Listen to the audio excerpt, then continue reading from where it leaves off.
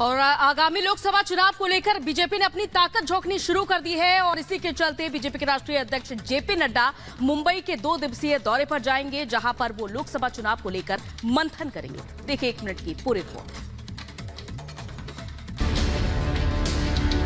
BJP के राष्ट्रीय अध्यक्ष जेपी नड्डा आज से मुंबई के 2 दिवसीय दौरे पर रहेंगे। इस दौरान नड्डा आज मुंबई के अंधेरी में कार्यकर्ता सम्मेलन को संबोधित करेंगे। फिर चुनाव संचालन समिति के साथ टिफिन बैठक और क्लस्टर चुनाव संचालन समिति के साथ भी बैठक करेंगे। जेपी नड्डा कल गिरगांव चौपाटी में छत्रपति शिवाजी महाराज शिल्प का पूजन व उद्घाटन करेंगे और नवी मुंबई में मुंबई अश्वमेघ गायत्री महायज्ञ में भी शामिल होंगे। 2 दिनों के मुंबई दौरे में जेपी नड्डा कई सार्वजनिक और संगठनात्मक कार्यक्रमों में शामिल होंगे। इस दौरान वे कार्यकर्ता सम्मेलन और क्लस्टर बैठक के साथ साथ लाभार्थी सम्मेलन और कार्यकर्ता सम्मेलन को भी संबोधित करेंगे। लोकसभा चुनाव से पहले बीजेपी अध्यक्ष का यह दौरा महाराष्ट्र में बीजेपी कार्यकर्ताओं में नया जोश भरेगा। Bureau report, Republic Bharat. प्रधानमंत्री बनने का सपना देखने वाले राहुल गांधी कांग्रेस के युवराज अक्सर अपने बयानों के कारण बेहद चर्चाओं में रहते हैं, लेकिन यूपी में अपनी न्याय यात्रा के दौरान तो राहुल गांधी ने मानो जैसे हद ही कर दी। रायबरेली में यात्रा पहुंचते ही एकाएक राहुल के सुर बदल गए और फिर उन्होंने क्या कुछ कहा, इस रिपोर्ट के जरिए देखिए।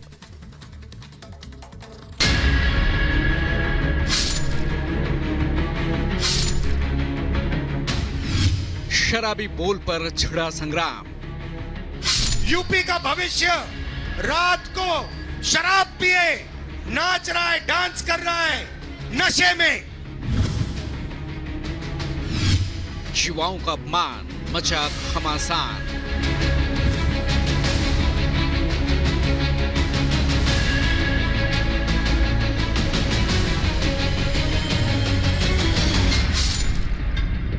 राहुल गांधी के मन में उत्तर प्रदेश के लिए कितना विष भरा है, वो उनकी इस अभद्र टिप्पणी से व्यतीत होता है।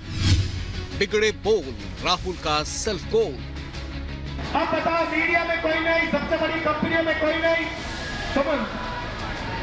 कोर्ट्स में कोई नहीं, तो मौर्य जी तेरे आदमी है कहां? कहीं नहीं। 2024 लोकसभा चुनाव की रणभेरी बजने की वाली है। सभी पार्टियां अपनी अपनी जीत का दम भर रही हैं। कोई जनसभा तो कोई यात्रा के जरिए लोगों के बीच पहुंचकर वादे और दावे कर रहा है। कांग्रेस के युवराज राहुल गांधी भी इस समय यूपी में न्याय यात्रा निकाल रहे हैं।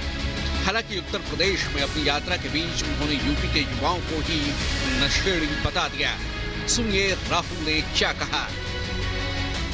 मैं वाराणसी गया, वाराणसी में देखा मैंने रात को बाजा बज रहा है, ठहर जा, बाजा बज रहा है, वहां पे शराब पिए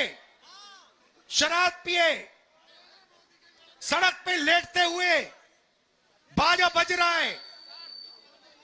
यूपी का भविष्य रात को शराब पिए नाच रहा है, डांस कर रहा है नशे में।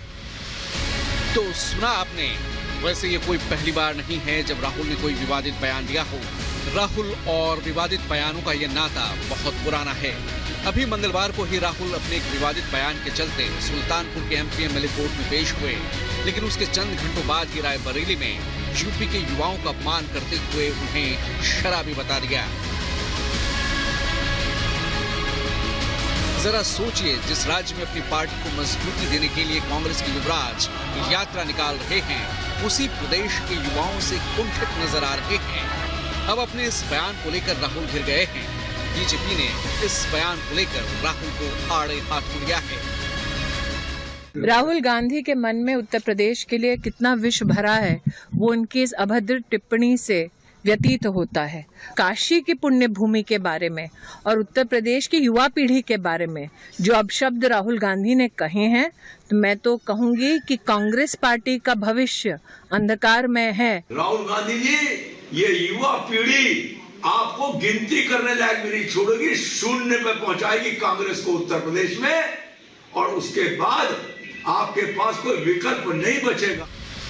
राहुल के इस विवादास्पद बयान के बाद साधु संत भी नाराज हैं। अयोध्या के संत महंत राजूदास ने कहा, राहुल को काशी और युवाओं का अपमान करने के लिए माफी मांगनी चाहिए। कितनी दुर्भाग्य की बात है काशी का अपमान करना और उत्तर प्रदेश के नौजवानों का अपमान करना। राहुल जी को स्वतः ये नहीं पता होता कि हम क्या बोल रहे हैं। इतने वो मानसिक रूप से विक्षिप्त हो चुके हैं कुर्सी के लिए कि स्वतः उनको पता नहीं को क्या बोल रहे हैं। दुर्भाग्य की बात है। राहुल जी को माफी मांगना चाहिए नौजवानों से। राहुल के शर्मनाक बयान के बाद यूपी समेत देश भर के युवाओं में आक्रोश है।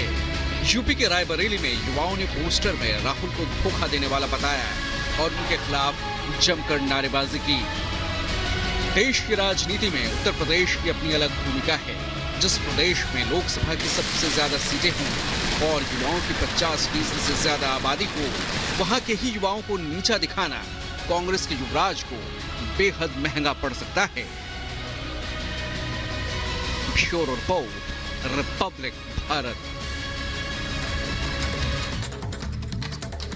और यूपी में किस तरह से कांग्रेस और समाजवादी पार्टी की राहें अलग होती नजर आ रही है, क्योंकि एक तरफ कांग्रेस है मुस्लिम बाहुल सीटों के चक्कर में फंसी हुई है, तो दूसरी तरफ समाजवादी पार्टी जो एक के बाद एक अपने उम्मीदवारों का ऐलान करते हुए नजर आ रही है। और इससे समझा जा सकता है कि उत्तर प्रदेश में इंडी गठबंधन अंतिम सांस ले रहा है। देखिए इसी से जुड़ी हमारी रिपोर्ट।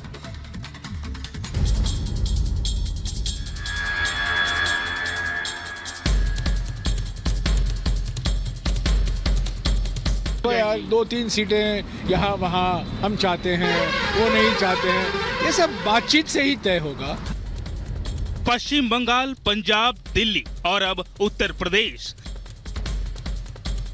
जैसे जैसे लोकसभा चुनाव नजदीक आ रहा है वैसे वैसे इंडी गठबंधन में नई गांठ पड़ती जा रही है। बंगाल में टीएमसी, पंजाब और दिल्ली में आप के बाद अब उत्तर प्रदेश में समाजवादी पार्टी कांग्रेस से किनारा करती दिख रही है। यूपी में कांग्रेस और समाजवादी पार्टी का गठबंधन अधर में लटका हुआ है। सीट बंटवारे पर अभी तक कोई बात नहीं बन पाई है, न कोई सहमति और न ही कोई फॉर्मूला बनता दिखाई दे रहा है। सपा अध्यक्ष अखिलेश यादव ने कांग्रेस नेता राहुल गांधी की भारत जोड़ो न्याय यात्रा में शामिल होने से अपने कदम पीछे खींच लिए हैं, जबकि पहले अखिलेश ने रायबरेली और अमेठी में शिरकत करने की हरी झंडी दे रखी थी। इस बीच समाजवादी पार्टी ने कांग्रेस को यूपी में 17 लोकसभा सीट का ऑफर दिया है, लेकिन मान मनोबल के बाद भी कांग्रेस इस सीट फॉर्मूले पर सहमत नहीं हुई है। इस बीच समाजवादी पार्टी ने अपनी तीसरी लिस्ट भी जारी कर दी है। इस लिस्ट में सपा ने 5 उम्मीदवारों के नाम घोषित किए हैं। बदायूं सीट पर पार्टी ने अपना उम्मीदवार बदला है और शिवपाल यादव को टिकट दिया है। इससे पहले पार्टी ने इस सीट से धर्मेंद्र यादव को मैदान में उतारा था। सपा की तीसरी लिस्ट में बदायूं से शिवपाल सिंह यादव, वाराणसी से सुरेंद्र सिंह पटेल, कैराना से इकरा हसन, बरेली से प्रवीण सिंह ऐरन और हमीरपुर से अजेंद्र सिंह राजपूत को उम्मीदवार बनाया है। सपा की तीसरी लिस्ट तब सामने आई जब पार्टी की तरफ से कांग्रेस को 17 सीटों का ऑफर दिया गया है। मसलन अखिलेश इससे ज्यादा सीट कांग्रेस को देने के मूड में दिखाई नहीं दे रहे हैं। उन्होंने पहले कांग्रेस को 80 में से 11 सीटों की पेशकश की थी, जिसे बढ़ाकर अब 17 कर दिया है। अखिलेश की अगुवाई वाली समाजवादी पार्टी ने लोकसभा चुनाव के लिए अब तक 3 लिस्ट जारी किए हैं, जिसमें उत्तर प्रदेश की 80 सीटों में 32 पर अपने उम्मीदवार उतार दिए हैं। सपा ने अपनी पहली लिस्ट 16, दूसरी लिस्ट में 11 और अब तीसरी लिस्ट 5 उम्मीदवारों का ऐलान कर दिया है। खबर है कि यूपी में कांग्रेस मुस्लिम बहुल 2 सीटों की मांग पर अड़ी है, जिसे अखिलेश किसी भी सूरत में देने को तैयार नहीं है। इसी वजह से कांग्रेस और सपा का गठबंधन दांव पर लगता दिखाई दे रहा है। दरअसल यूपी में कांग्रेस और सपा का सियासी आधार एक ही वोट बैंक पर टिका है। सपा इस बात को बखूबी जानती है कि अगर एक बार मुस्लिम मतदाता उससे छिटककर कांग्रेस के पाले में चला गया तो उसे दोबारा वापस लाना मुश्किल हो जाएगा। वहीं कांग्रेस उन सीटों की डिमांड कर रही है जिस पर उसकी जीत की संभावना ज्यादा हो, लेकिन सपा उसे लेकर रजामंद नहीं है। और तो और सपा ने अपनी तीसरी लिस्ट में कांग्रेस की डिमांड वाली वाराणसी सीट पर भी प्रत्याशी उतार दिया है। अब ऐसे में कांग्रेस और समाजवादी पार्टी की राहें जुदा होती हुई नजर आ रही हैं। हालांकि कांग्रेस अब भी समाजवादी पार्टी के साथ सीट फॉर्मूले की गुंजाइश से इनकार नहीं कर रही है। तो यार 2-3 सीटें यहाँ वहाँ हम चाहते हैं, वो नहीं चाहते हैं, ये सब बातचीत से ही तय होगा। और अंतिम रूप दिया जा रहा है। अखिलेश जी ने भी साफ कह दिया है कि मैं इंडिया गठबंधन को मजबूत करूंगा। अब कांग्रेस भले ही कितना बचाव कर ले, लेकिन समाजवादी पार्टी जिस तरीके से एक तरफा उम्मीदवारों का ऐलान करती जा रही है, उससे उत्तर प्रदेश में भी इंडी गठबंधन का द एंड होता दिखाई दे रहा है। Bureau report, Republic Bharat. तो एक तरफ समाजवादी पार्टी और कांग्रेस के बीच में सीट्स को लेकर तनातनी देखी जा रही है, तो दूसरी तरफ केंद्रीय गृह मंत्री